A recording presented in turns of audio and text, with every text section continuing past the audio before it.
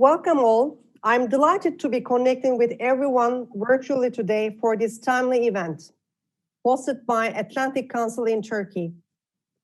Before we begin, I would like to make a few quick points on how the virtual event will run and how you as the audience can interact with the panel. Please do engage with us on Twitter through our handle at AC_Istanbul and using the hashtag ACTurkey. At the end of the panel, we will take questions from the audience. Please start typing your questions throughout the event in the chat box, which you can find at the below end of your Zoom page. Please also include your name, title, and affiliation when you are submitting your questions. COVID-19 is disrupting daily lives and global economies every day. As entire industries temporarily shut down, supply chains are in peril, and societies are in a state of virtual lockdown, and the economic cost of pandemic is enormous. In the United States, we see unemployment spiking by historic amounts, and many countries are estimated to face contractions of up to 1/3 of their GDPs.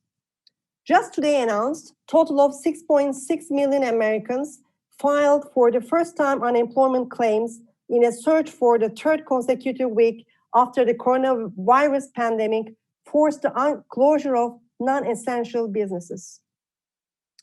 Statistics say the world economy contracted at an annualized rate of 0.5% in March compared to 0.1% in February.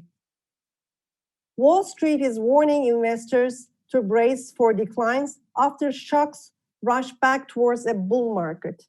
Investors pulled 21.9 billion euros from European ETFs in March, the largest monthly withdrawal on record. The Bank of England will directly finance the extra spending needs of the UK government on a temporary basis, allowing the Treasury to bypass the bond market. WTO says world trade will contract up to 32%. Actually, I expect much more higher than this. We are indeed going through an extraordinary period.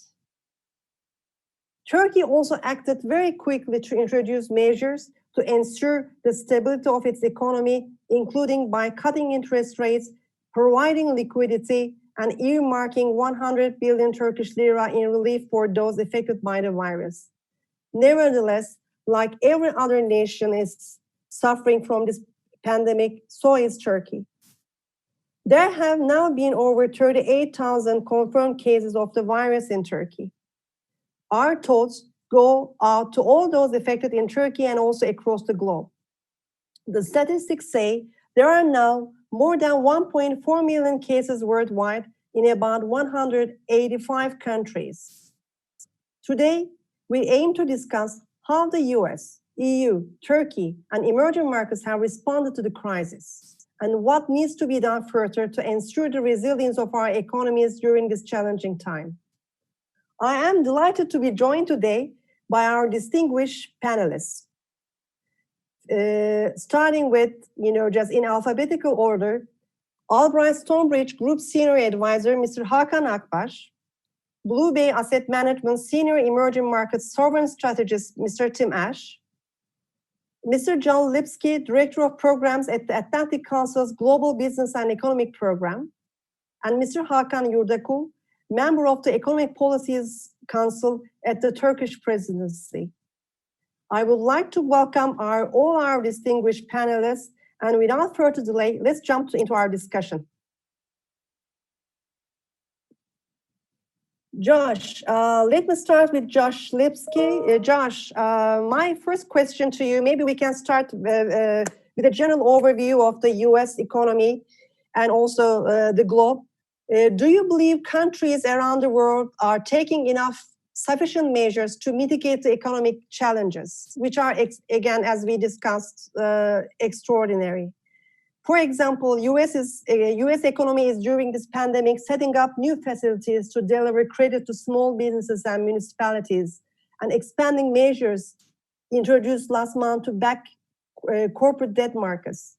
And recently, an historic $2 trillion stimulus bill is adopted? Would it be better for, and also, let's start for this actually, before moving to the comparison. So let me take your first comment on the stimulus and economic package response of the United States, and what you think about this. Thank you, Josh. Great. Well, thank you, Defne, and thank you everyone for joining, and honored to be part of this group in this distinguished panel. So I'll answer the question this way. The US, both on fiscal and monetary, especially on monetary, has done an excellent job so far, and it's not nearly enough to combat the nature of the crisis. And I think you did an excellent job giving the scope of what we're seeing both here in the US and around the world. And I know we're going to get into it in our conversation today. But just to wrap our heads around a little what's happening, as you said, 6.6 million jobs lost last week. We're probably looking at north of 17 or 18 million for the April jobs report. It's just a really shocking number. I've described it before as the American economy and the global economy going from full speed to full stop and no one having their seatbelts on.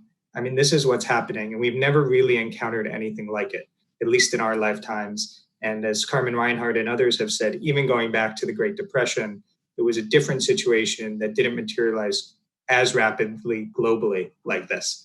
So what the US has done on fiscal with the 2.2 trillion stimulus was the first step.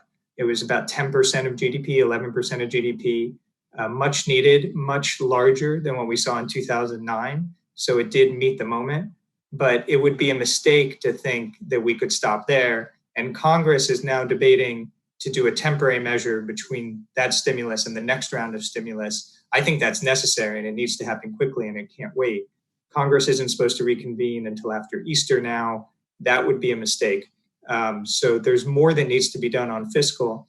And you have to give credit to the Fed in the US. They are really stepping up in a way that they didn't back in 2009. There's more quantitative easing and liquidity in the markets now from the Fed in just 3 weeks than we saw over 6 years compared to 2009, 2014 to this period. And just this morning, they announced new measures that's going to infuse about 2.3 trillion into some of the credit markets that really need it. And that's a step the Fed in the past has been hesitant to take. So we have to give credit where credit's due. But it's just simply not enough. And it's hard for policymakers, I know, to wrap their heads around and think creatively. But they have to do it both here in the US and around the world.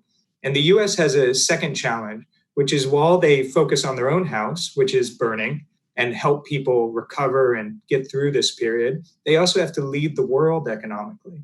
And that's something that's been lacking so far. We know that coordinated fiscal stimulus, synchronized fiscal stimulus has multiplier effects. The total is more than the sum of its parts.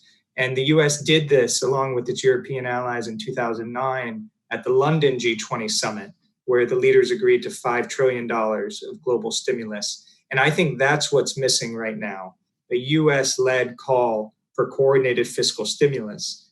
We can talk about the IMF and their speech this morning, the managing director's speech, which got into this. But I think it's a real challenge to manage your own house while leading the world. But the US has done that in the past in a crisis, and I think we need to see the US do that again. So I'll leave it there for now and look forward to the conversation. Josh, I agree with you. Actually, I think it is also, just why everybody else is thinking to put their house in order and meeting the needs of their own economies. I think the United States need to step up with some international organizations, for also other countries. I totally agree with you on this, and also, just to complete, you just mentioned, and before moving on to my next panelist, for your first round of questions, do you think? I mean, would it be better for countries around the world, as to cooperate, and coordinate their responses rather than each tackling this issue on national basis, which is happening at this moment? I mean, the answer to your question is yes. It would be better to coordinate. And, coordinate can mean different things, and these terms are used. The IMF uses these terms, synchronize versus coordinate. The point is to inject fiscal stimulus in a way that makes the most sense to protect employees and employers. That depends on country, but to do it at the same time in a way that's calibrated. And that's what I mean by the multiplier effects, and the total being sum of the parts. And also just the announcement of this happening creates confidence in the markets and the private credit markets. And that's what we haven't seen. So it's not just the act of injecting the stimulus, it's talking about doing it in a coordinated way that builds confidence. So both of those things, especially on the public confidence building, I think are lacking right now at the international level. I agree very much. Just so since we have wonderful 4 distinguished panelists, I will move on to Hakan Akbaş from Albright Group with my first round of questions to him. Hakan, thanks again joining us today. Could you also share your comments as well on how you think the US has responded to the crisis, and how you compare this with the EU response? Thank you, Defne, for the introduction, and so delighted to be among such really distinguished panelists. And obviously, the entire world has sleepwalked into probably the biggest crisis since 1918. And so it is always easy to blame the governments or the health systems, but again, this is unprecedented. And as you have the saying in Turkish, that it takes a nasty storm to make a great captain. I think as a result of this pandemic, what we're seeing is whether you will emerge out of this stronger is a question of 2 things: the quality of your governance as a state, and also the quality of your public healthcare system. And from the perspective of, I guess, how U.S., the largest superpower in the world, has responded fiscally, I think Josh has done a great job of really underlining it. But I think that given we already have over 1.5 million cases, which was less than 1 million only a week ago, just help us better understand what we are up against. I think in my assessment, what the world would have expected from the U.S. president is to really lead the entire world through this unprecedented epidemic.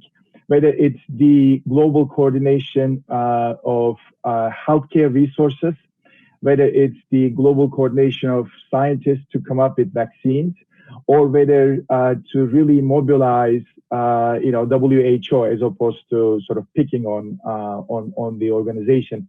And on the other hand, also there is this obviously issue of the quality and the readiness of global organizations such as the World Bank, IMF, United Nations, which we know is largely funded by and also led by the US. So from that perspective, I just wanted to touch on the sort of the lack of readiness on behalf of the U.S. president and the world's sort of superpower in this epidemic. It's almost like, hey, the America First policy has become a U.S. It's totally isolating itself. But we know that this virus threat is global, this crisis is global, and only we can navigate through this with global leadership and coordination.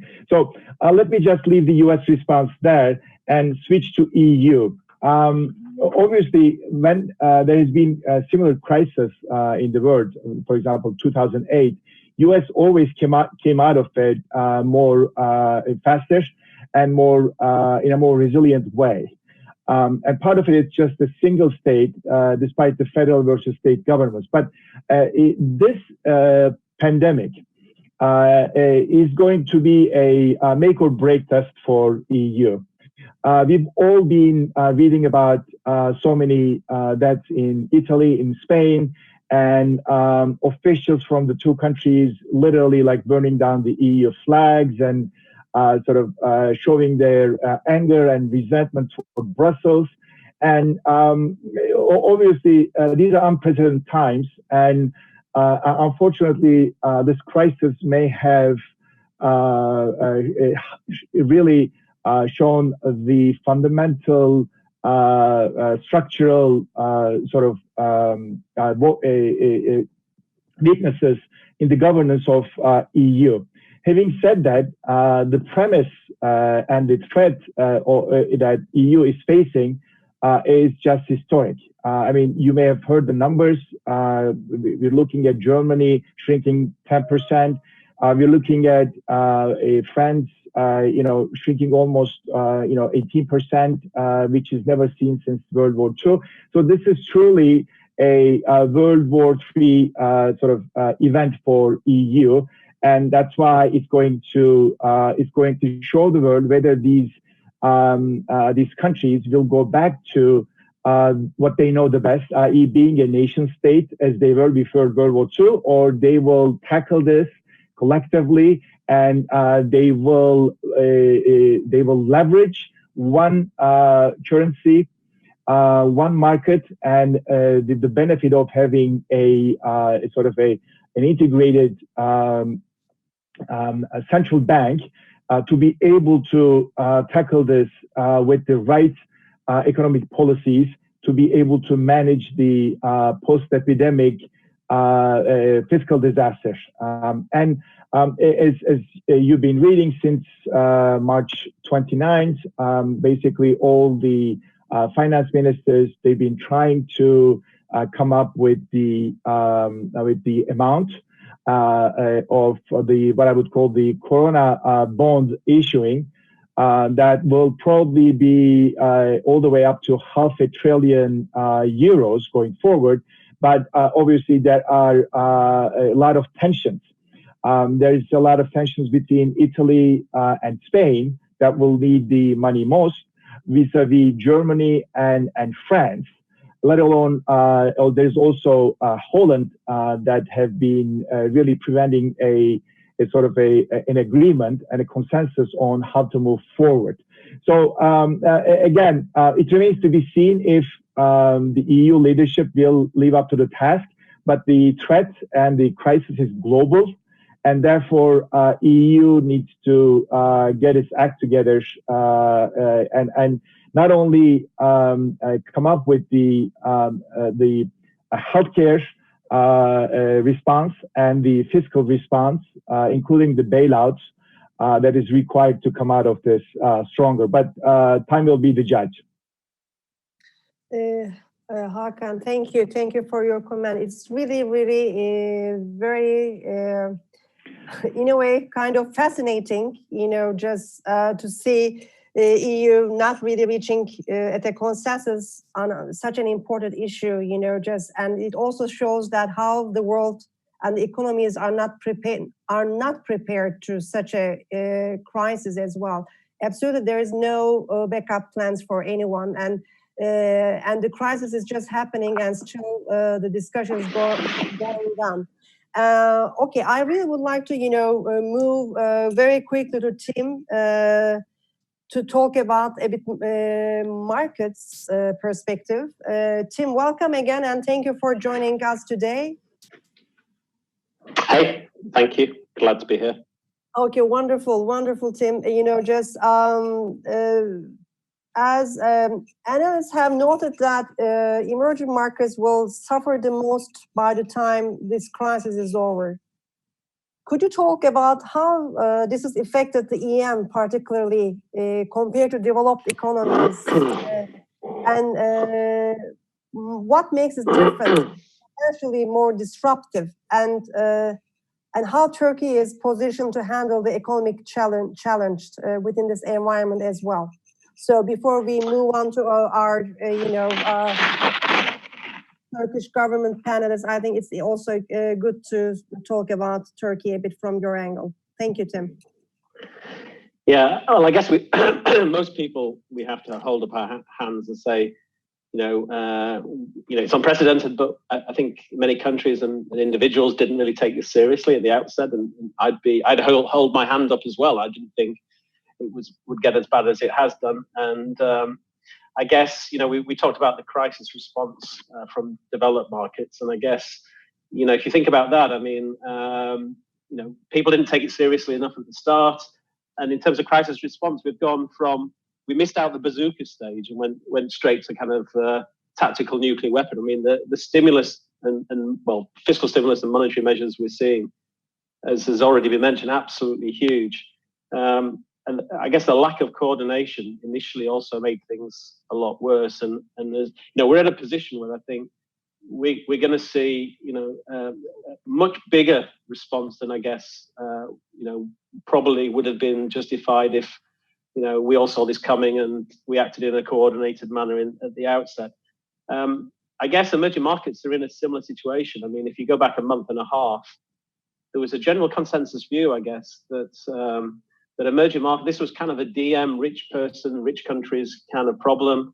The virus only really impacted some temperate climates, colder climates.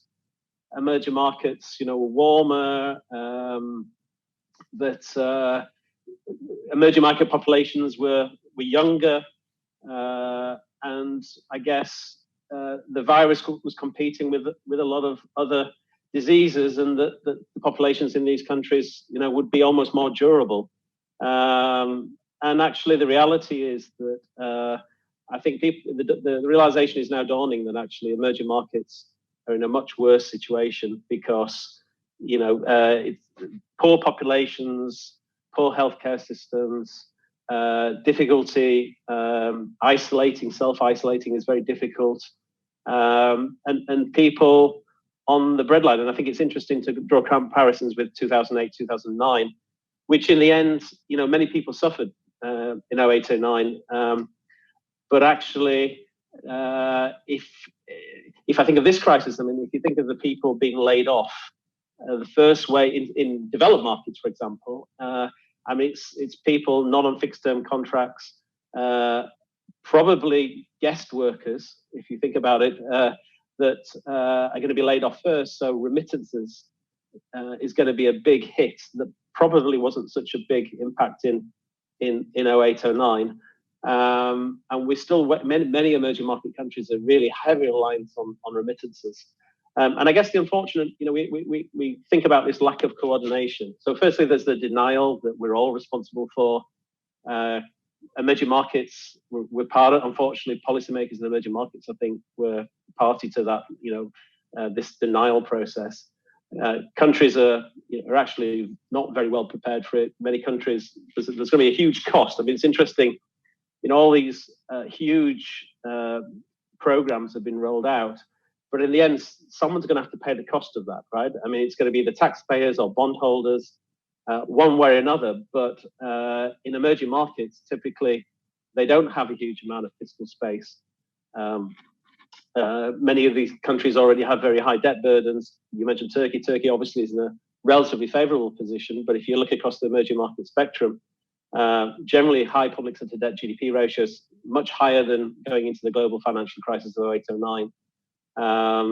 So someone is going to have to pay for the likely big increase in government spending, or big impact on the economy, loss of revenues, and then big increase in potential healthcare outlays, and also in monetary policy space as well. Some emerging market countries have been able to cut policy rates quite easily. They have, if you think of countries in Central Europe that have pretty durable balance of payments positions, other emerging market countries that are less fortunate in terms of their balance of payments position and reserve cover and concerns about exchange rates are in not such a good position to kind of loosen the monetary strings. So actually, we're watching. Initially the crisis goes through stages of impacting China, developed market economies, but I mean the big hit probably is going to be in emerging markets that are less able to cope with that. And in terms of coordination, I think it was also sort of disconcerting for emerging markets that the pandemic was in a way exploited by oil producers, or some of the oil producers. This big hit to global demand. They used it also to kind of crack the whip in terms of in the oil price war. So many emerging market countries are commodity dependent. Many are oil dependent. So the crash in oil prices is also going to have a huge impact on you can think of countries like Nigeria, where there's going to be a huge hit in terms of the revenue stream, making them even less able to kind of cover likely increased costs of dealing with the virus. So very challenging times, and that the lack of coordination was already mentioned. We're getting into the IMF meetings. Obviously, the IMF and World Bank are rolling out lots of initiatives. Debt relief is one of them for the poorest countries, particularly in Africa. But we're only starting, I guess, to think and look at the impacts on emerging market countries and developing countries. But I'm afraid, big drop in GDP, big loss of income and employment for the poorest communities, poorest populations, big increases in budget deficits, big increases in public debt. So it's a pretty challenging, very challenging period. Thank you, Tim. Unfortunately, and thank you for flagging, especially in the oil market, is particularly very important, for the globe, and and has definitely a lot of impact as well, just on economies moving forward in many ways perspective. Before I move to Mr. Yurdakul, can you also talk briefly about the swap lines, how they are doing, and if you see any potential risk regarding the swap markets given the environment? Sorry, is it for me, Defne? Yeah. Is the question for me? Okay, sorry.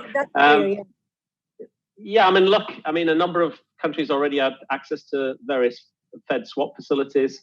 The assumption, they've been extended. The question mark is whether the Fed would be willing to extend it to many more emerging market countries. I think the Fed would probably be pretty reluctant because it also requires good policy. The Fed is effectively taking EM country risk on its balance sheet. So, if you look at the countries that still have access to facilities, Mexico, South Korea, Singapore, I guess the countries that have very orthodox and credible monetary policy regimes. So I don't think we can imagine a carpet of swap facilities being rolled out by the Fed to emerging markets. The IMF is certainly stepping up and providing lots of short-term liquidity support for countries in difficulty. IMF resources are limited. Obviously, I think the very short-term liquidity support facilities have been, doubled in the last 24 hours to about $100 billion. But I think around 80 countries have already requested support from the IMF. So eventually, the fund will probably have to think about accessing or trying to develop new sources of financing for itself if this pandemic continues to be, very, very impactful in terms of economies and long-lasting as well. Thanks, Tim. I really want to move on with Mr. Hakan. Hakan Bey, thank you for joining us. Thank you for you inviting me. I think it is important, just to hear also, just what Turkey has done so far, just for its economy and also to assure the markets. And could you summarize the measures that Turkey has taken so far, and also what are the impacts of these measures so far, and what else are in the line, moving forward, just given that Turkey is also a late catcher, in this pandemic, compared to many other countries, and still so far, compared to many other countries, the number of the, cases are relatively low, so please, Hakan Bey. Okay.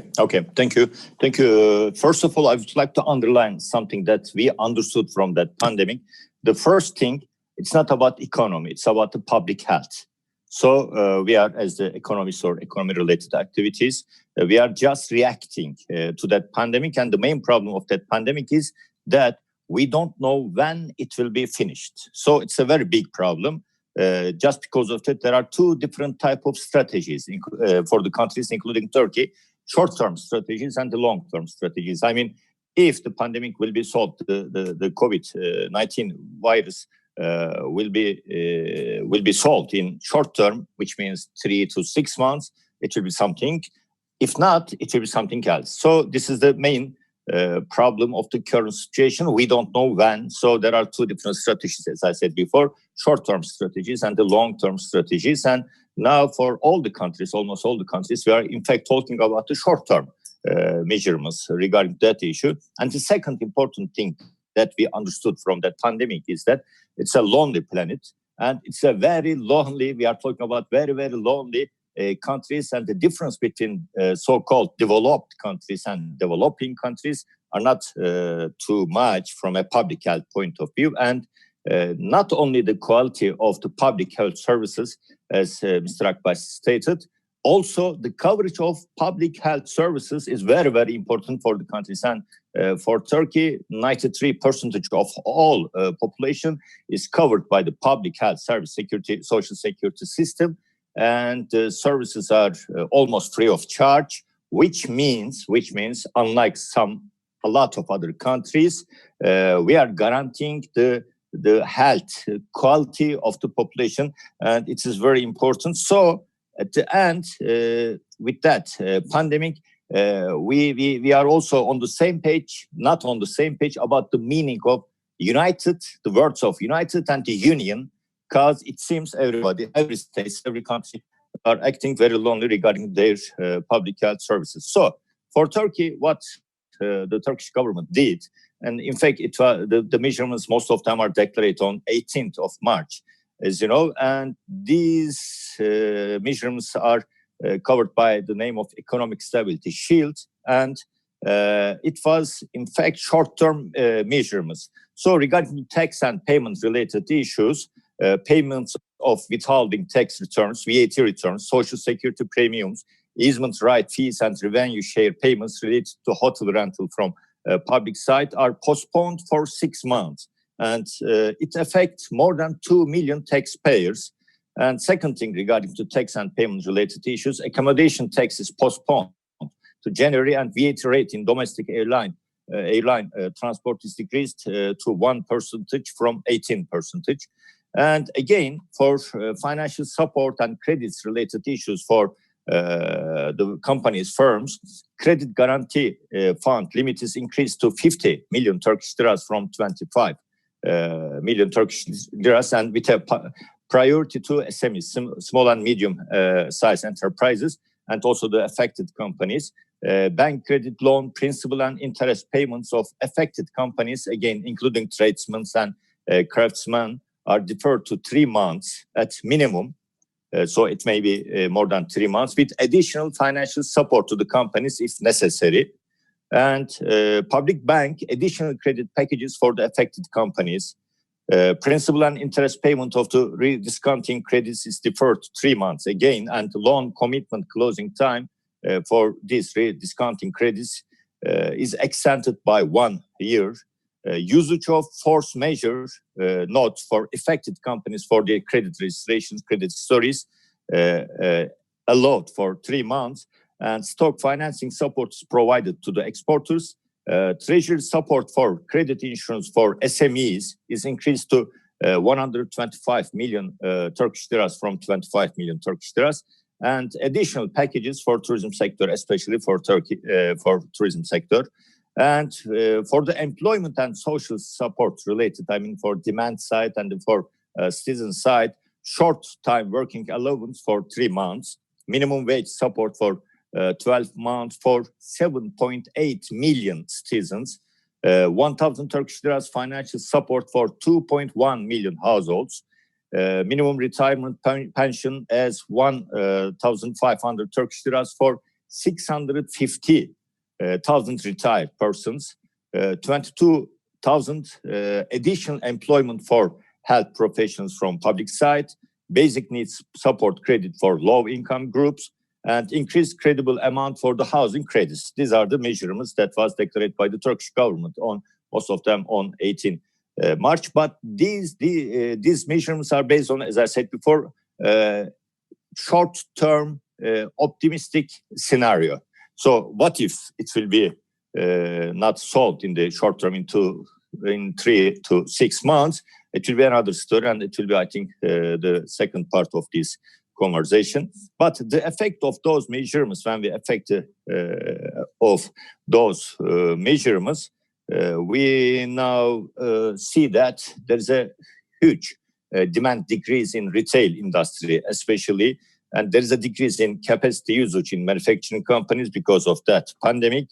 And in short term, it may be managed, but in long term, it's not like the other countries.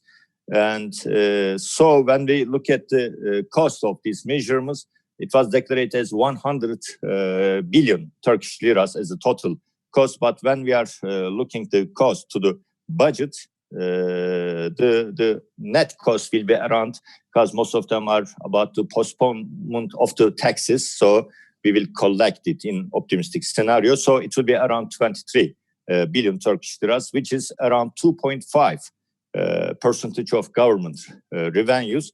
In pessimistic scenario, as I said before, it will take 12 to 18 months, and everything will be different for all countries, including Turkey. At the end, what we learned in that process, we learned and appreciated the importance of local manufacturing capabilities. Now, we started to manufacture some health-related stuff and disposables, like the masks, like the other ventilation systems, and coverage of social security system, as I said before, and the coverage of public health services. So these are the things that we learned, and this is the cause, and these are the measurements. Hakan Bey, these are so useful, especially you are putting everything in a perspective, short-term regarding versus a long-term strategies is very useful, I think, and the information you shared regarding, just the cost with respect to, government revenues are also valuable information, just so thank you very much. So I'm also looking at I really want to move on to the second round questions. And I really was saying that I will request my panelists to limit their answers to 3 minutes if possible, so we can also leave time for Q&A from the audience. And for our distinguished audience as well, please start typing your questions to the chat box if you haven't done so. So that we can actually, address and answer all of them. So thank you very much. And again, while putting your question, please do include your title and name.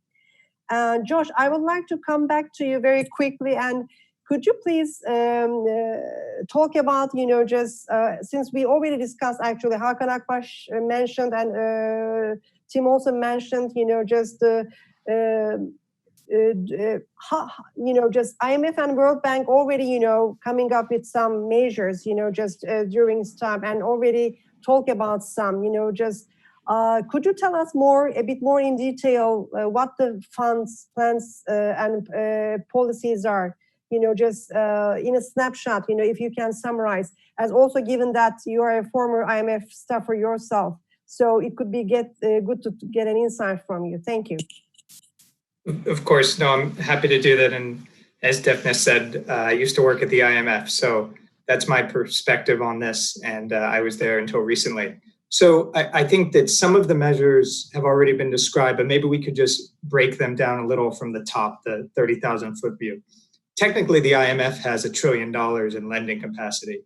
But when you think about what can actually go out the door, it's probably closer to 750 billion. Now, for a variety of reasons, their resources were not increased over the past year. You can say it's a lack of foresight. While growth is happening, world leaders say, why do we need to contribute more to the IMF? Of course, you need it for a rainy day. Well, now we have a storm. So that being said, the IMF has its various facilities, and they've increased as much as they can, limiting concessional and non-concessional lending. So they've done a good job in short term, increasing lending to countries. And they've now had, as Kristalina Georgieva said this morning, over 90 countries come to them. Just to give perspective on that, that's half the membership. So half the membership of the IMF has asked them for additional assistance. And they will need more resources. It's just as simple as that. They will not be able to sustain the request on them without additional resources. Now, there are various ways to go about that. And, you can get injections from the countries themselves. You can also trigger the special drawing rights. And I thought it was very interesting in Kristalina's speech this morning that she said we're considering looking at the special drawing rights. And that's a more detailed conversation, but it's an extraordinary measure for the IMF to take. It shows you the perspective of how deep and how intense the claims are on them right now, that they're even considering that measure. And they would put it in her major address today, which is a signal to markets and to countries as well.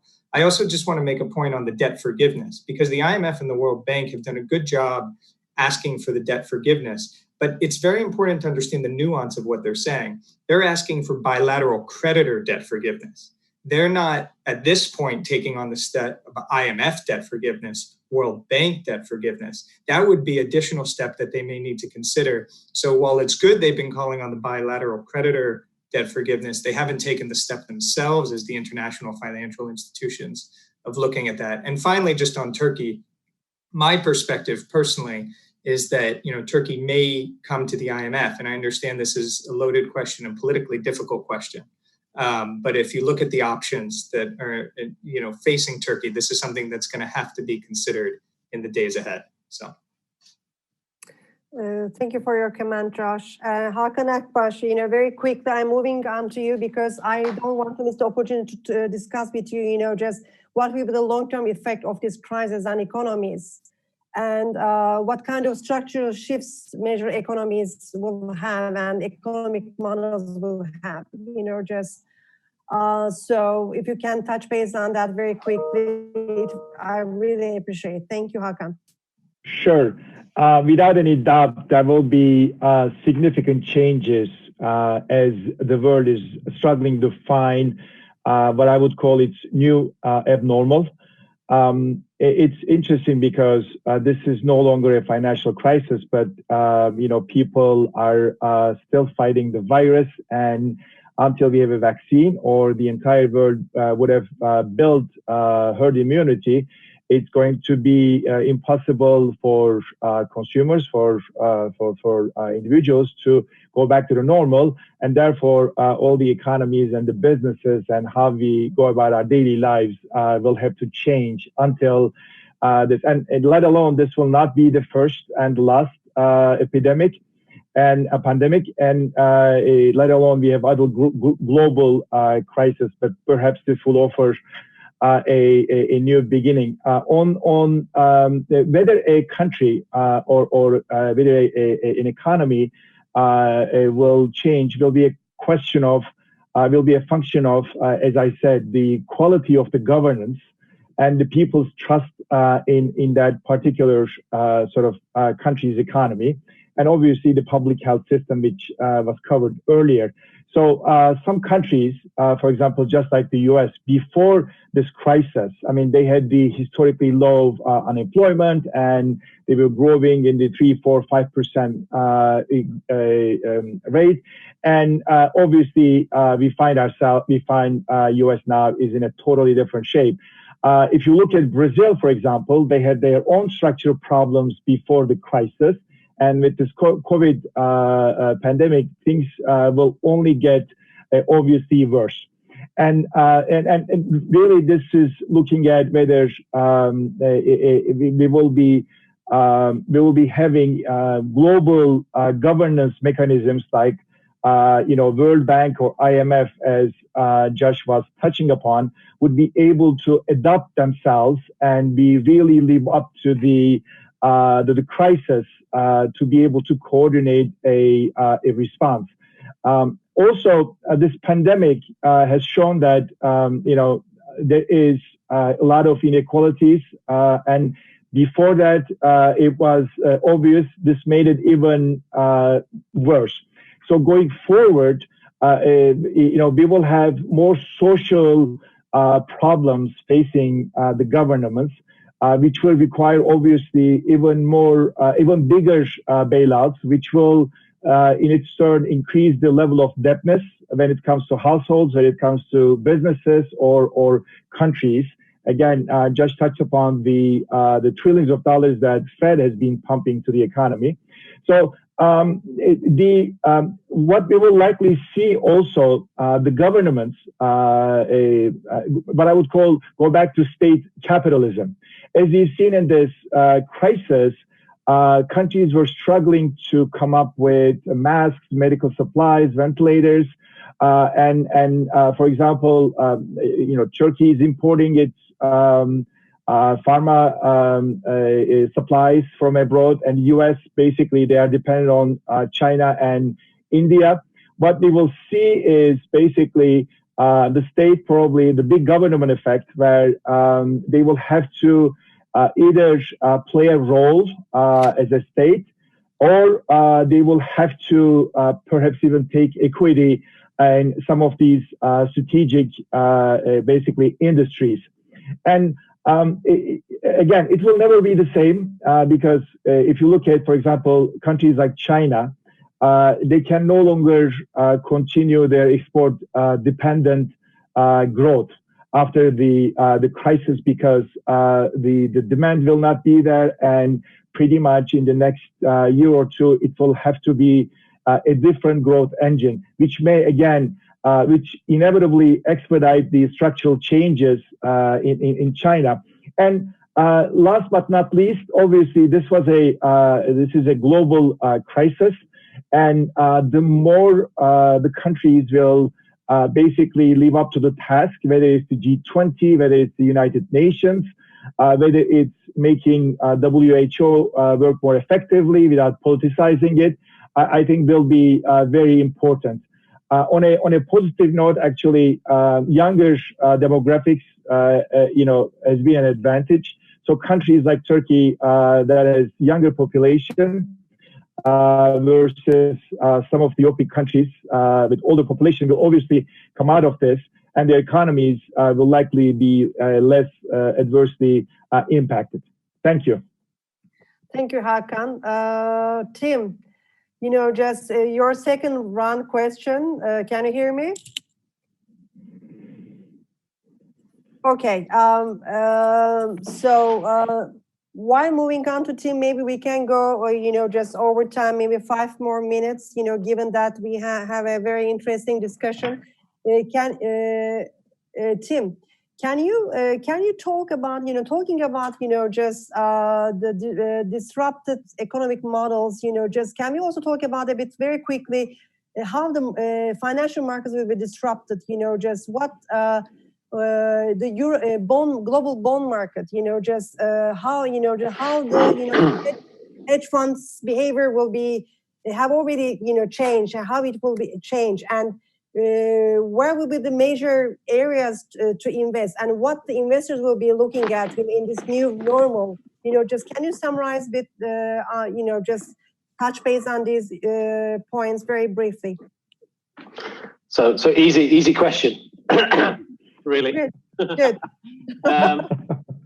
Let's hope we all survive this. Let's hope we all survive this to start with, both individually and kind of professionally. I mean, massive market dislocation. I mean, huge moves, huge winners, huge losers. I mean, I guess we're all going through the same process. It's just so disruptive to everything we do. I mean, just think about, we're all working from home. I mean, we may, when we go back to work, I mean, the whole work-life balance is going to change. I mean, there are so many businesses that, that may need to change the way they operate, and also countries. So, I mean, I guess in my job, we're going through countries, we're stress testing countries, we're trying to figure out, winners. Well, looking at the ones that are vulnerable. Obviously, I mentioned before, the growth slowdown, debt sustainability, impacts on balance of payments, remittances. There are some winners, oil price winners, some oil price losers. But I mean, it's just so enormous, the kind of what we're going through. It's I mean, I guess just some basic questions and following on what people have already said. For me, I mean, the first question is, and I already mentioned it in a way that who's going to pay for this in the end? I mean, there's a huge amount of debt been piled on. I think we are going to see debt relief in many countries, but ultimately taxes are going to go higher, right?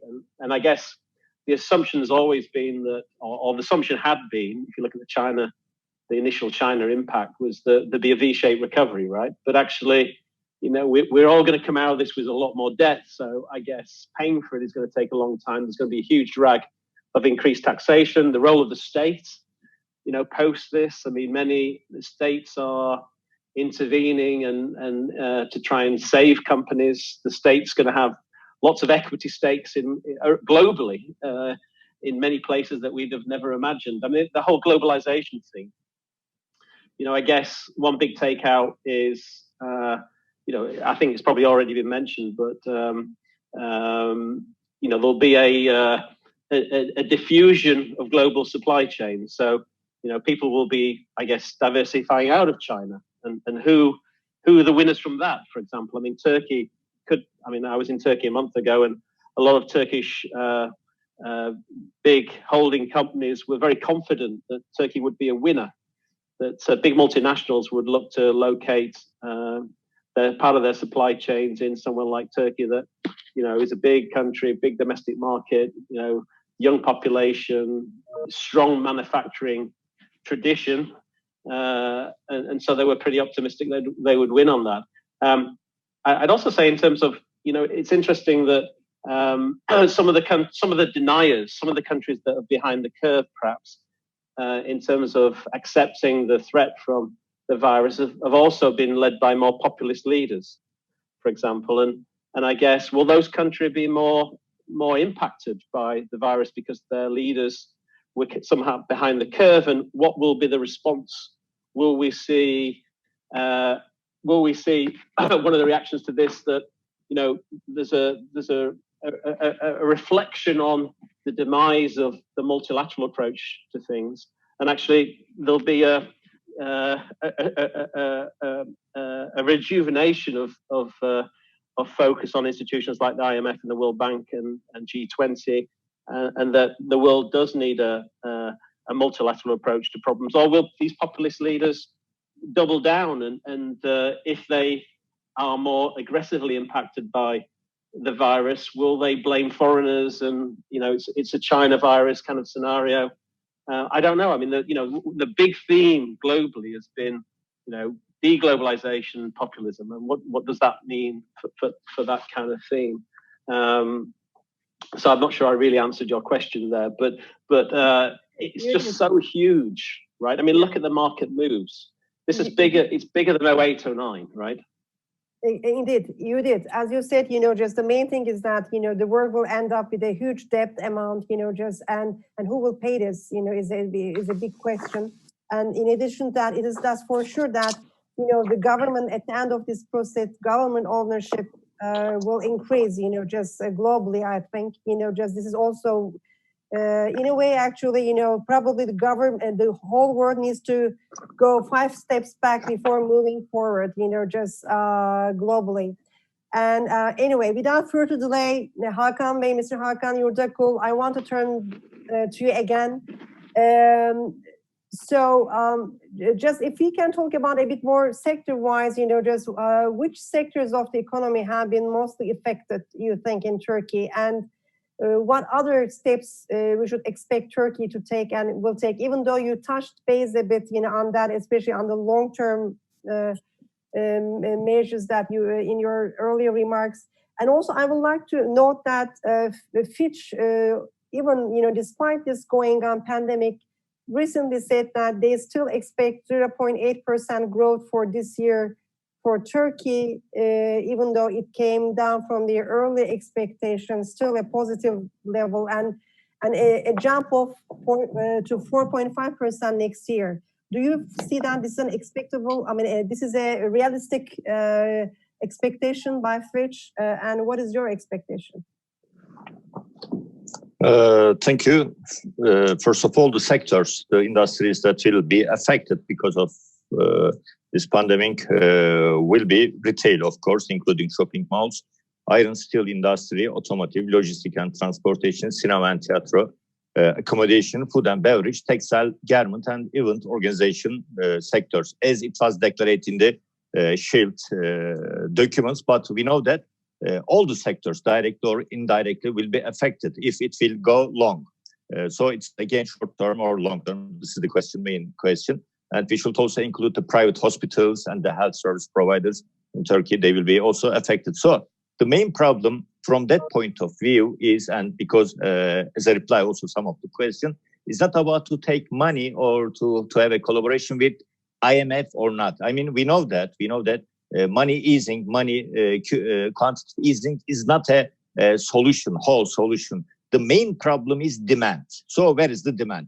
How we will increase the demand? So because the main problem that we are facing with is the decreasing of demand, both internal and external demand. So this is the main problem. And to take the money for investments or for the other things has a secondary importance from that point of view.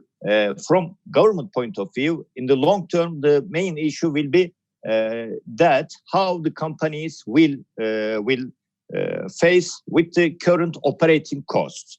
I mean, except some very giant technology companies in US, no company has enough cash for the long term. I mean, after 3 months or 6 months or 10 months, let me say that they will be out of money, cash. So the operating cost will be a very, very big problem. So regarding that issue in the long term, the Turkish government is now planning how to support firms about that issue. And it also includes the selection of strategic sectors and regions from both employment and also production output point of view. But again, the demand is the most important thing.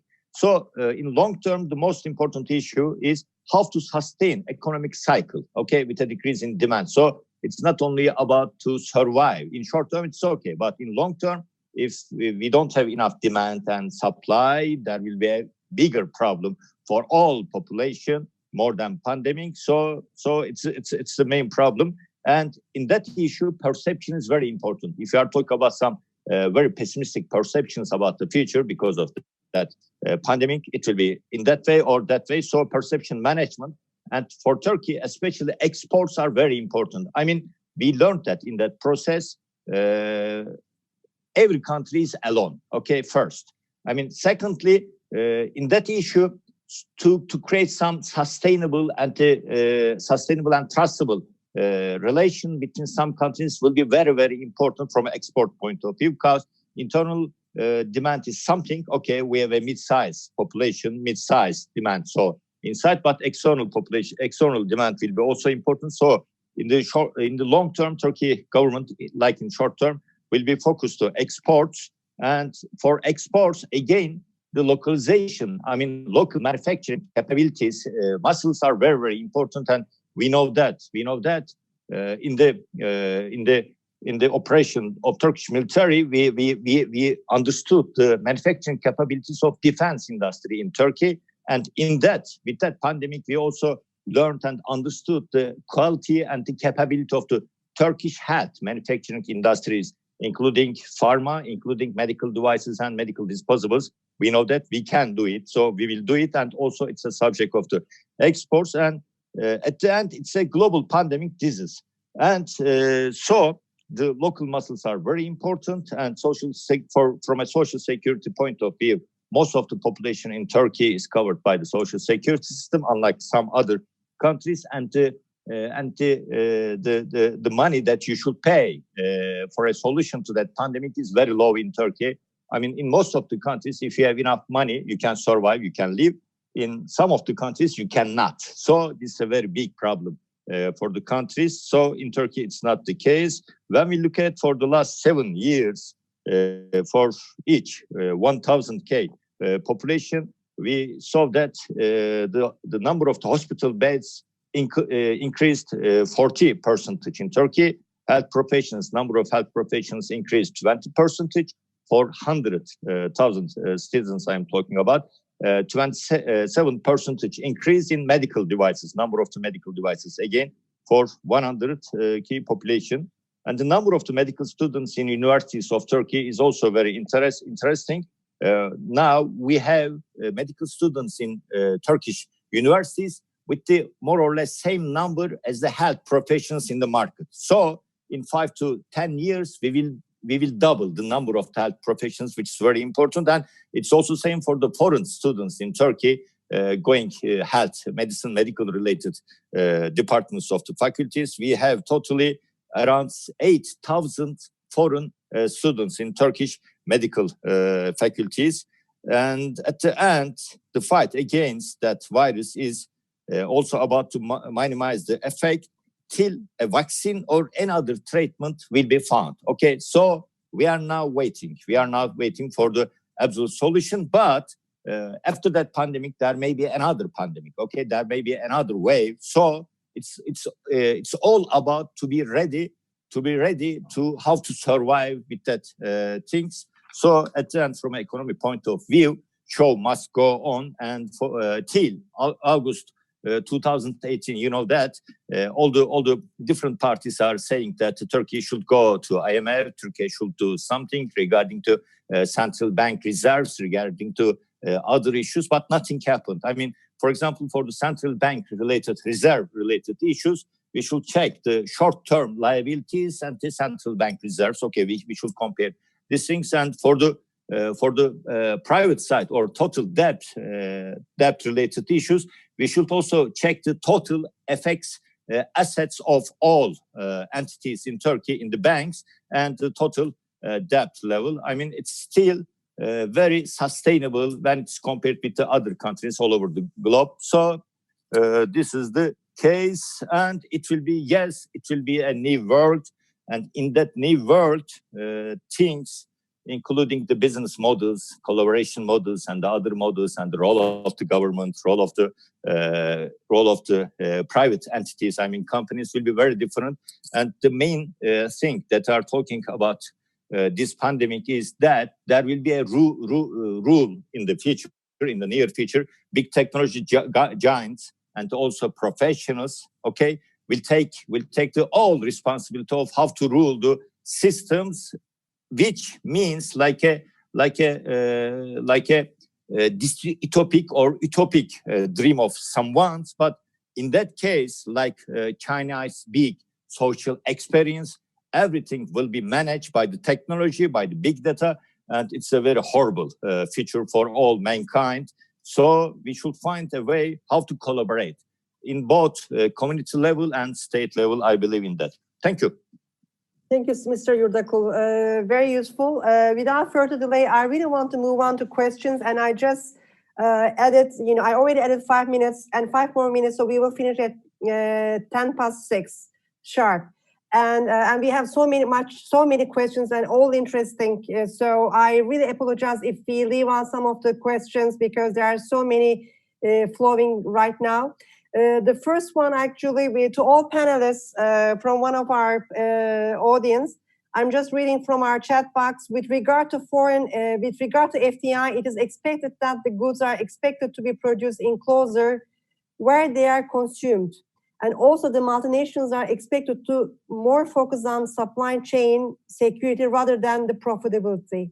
So far, Turkey, after the virus has been taken under control, can we expect more FDI inflows to Turkey, especially from East Asian multinationals or other which use China as a production base? Thank you. I think we already spoke about this, but maybe Hakan Bey, can you, Mr. Yurdakul, reply this very quickly? I think it's all about how we will distribute the risk, okay, from a big multinational company's point of view. I think it will be a good idea. It may be a good idea for some of MNEs to have some facilities also in Turkey regarding to risk in China. Yes. So the question, yes. Okay. From risk management perspective, I believe in that some of the multinationals operate their own facilities in Turkey. Okay, I do think that this trend will go, just continue to increase globally anyway, just especially a lot of countries will be more starting producing internally, and this really have an impact on the, supply chain and the export volumes globally moving forward. That's what I think. But in addition to that, I want to move on with another question. This is a bit tricky one, and so What is the panel's view on the likelihood of IMF intervention in Turkey, given the country's depleting US dollar reserves combined with the planned COVID-related fiscal deficit? Do you think Turkey, like many other countries, many other EM, should consider turning to the fund for their help, given that these are extraordinary times? Does the panel foresee a much higher inflation environment going forward? The IMF is pushing out money without as much as conditionality these days. No, question mark. So can we comment on that very quickly? You know, just I can very briefly answer this. I really don't expect, honestly, Turkey turn to its face to IMF right now. And on the inflation front, you know, just I think demand conditions are not that supportive yet, but we cannot know, you know, just moving forward. But I'd like to ask this question to Hakan Akbaş. Hakan, can you please answer this question? Okay, let me unmute myself first. I think it's going to be a question of how long this outbreak will last. And if a vaccine is 12 to 18 months out, and if you're looking at different cycles of outbreak potentially dying or coming back in September, this will really determine the depth of the fiscal need that Turkey will need to take on. So it will depend on how long this will last. And this is also a question of how quickly demand, as Mr. Yurdakul pointed out, will come back. Okay, Mr. Yurdakul, do you want to also make a comment on this? I think, as I said before, it is all about demand, and IMF is just one of the sources for money if we need it, and I am not very sure if we will need or not. It depends on the solution of that pandemic in short term or long term. Fair enough. Thank you very much. You know, just so and also, you know, just one of the audience actually touched base on the agriculture sector, which I think we left out. So thank you for flagging this. What will be the COVID-19 will impact on the agriculture sectors and also raw material market in the agriculture sector? Who can take on this question? Hakan, Akbaş, or can you, or just, or Josh, do you want to comment? Let me just say that with this crisis, we've seen that some needs are essential, whether it's the medicines, whether it's the masks, or it's what we eat every day. So agriculture inevitably will have to come back to the front burners of Turkey.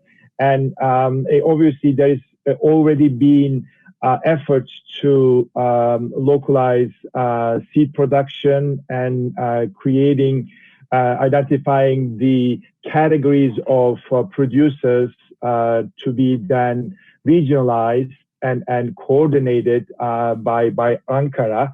So I think this COVID-19 epidemic will only put a higher priority on it, and this will put it among the strategic sectors in Turkey. Okay, thank you very much. You know, just so, and I'll check just one last question. Tim, maybe you can step in here. You know, just you have been a long-term follower of Turkey, and what will be the new normal for the globe and Turkey? And you know, just whether what would you like to comment on the Turkish Central Bank response to the current situation, addressing the pandemic?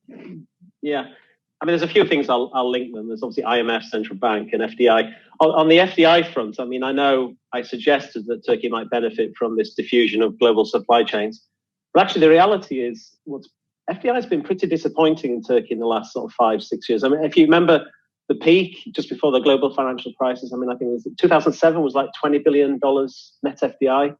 And in the last couple of years, it's been 7 billion, which is really disappointing for a country that, you know, has a good business environment, should be, you know, young population, big dynamic, you know, it should be getting a lot more FDI. So I think the country needs to ask itself, why not? You know, And I guess I would say the answer to that is macro stability, macro financial stability, concern about, you know, the 2018 crisis, the policy reaction since, and just linking back then into reserves and the IMF. I mean, look, the reality, even before the virus, right?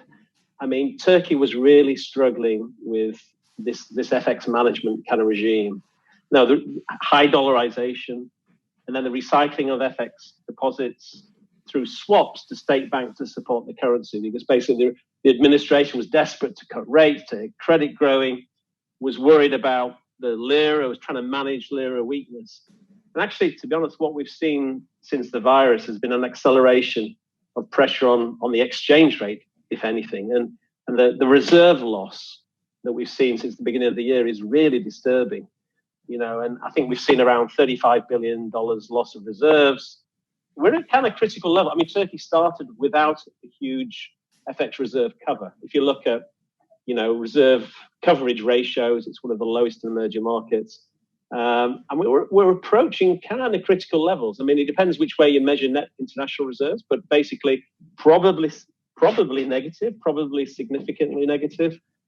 And, you know, the longer this goes on, I think, you know, Turkey needs to find some extra FX liquidity from somewhere. And the obvious place is the IMF now.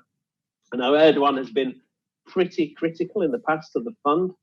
But, you know, the fund is now rolling out lots of new programs, or this RFI facility that has no conditionality. I think Erdogan was quite interesting at the G20 conference call a couple of weeks ago. He kind of said interesting things about swaps and all that kind of gig.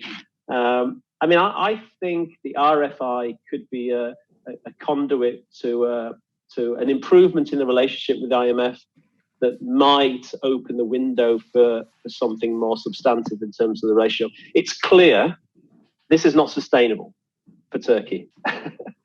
Something has to give. They don't have enough reserves to defend the exchange rate. The policy of, you know, negative real rates, continue to cut policy rates at all costs. You know, something has to give, either the exchange rate or they have to find some additional liquidity from somewhere. So it's going to end in something, and I would think it's probably the IMF. Thank you, Tim. But before we close up very quickly, I would like to also ask my panelists if any one of you would like to make a last moment comment. You know, Josh, Hakan Akbaş, Mr. Hakan Yurdakul. So would you like to add anything or answer anything that has been just raised? Just thank you. Okay. So I'm closing up, and thank you all again for being with us here today, even virtually. I would like especially to thank our distinguished speaker, Hakan Akbaş, Tim Ash, Josh Lipsky, and Mr. Hakan Yurdakul for taking the time. And finally, big thanks to our partners whose support makes this event possible. And also, I would like to give also a huge thank to my great team, Pınar Dost, Grady Wilson, Jackson, Bridget, and Tom Knoll from Washington, D.C. for making this event to happen. I'm also excited to announce two upcoming Atlantic Council Turkey program events next week. On Tuesday 14, in partnership with Turkish Heritage Organization, we will be hosting His Excellency Mr. Mevlut Çavuşoğlu, Turkey's Foreign Minister, for a discussion covering coronavirus, Syria, refugees, and more. And on Wednesday, April 15, we will be hosting an event on impact of COVID on the global energy sector and reflections on Turkey. We will be sending out the invitations later this week, and I encourage you to also to follow us on Twitter as AC_Istanbul, and please visit the Atlantic Council webpage in the coming days for more information and for other future details. Thank you, and until next time and next week, stay healthy and well. Thank you so much.